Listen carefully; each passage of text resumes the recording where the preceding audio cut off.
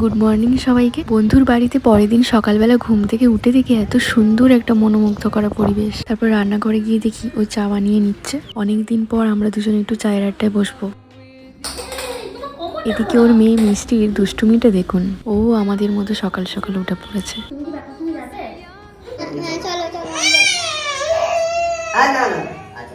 আমি এখানে ওকে একটু রাগাচ্ছিলাম।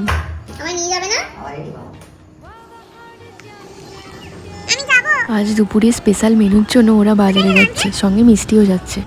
এখন যত ইচ্ছা ওকে জ্বালাও না কেন, ও এখন কারোর দিকে তাকাবে না, এখন ও মজাই আছে।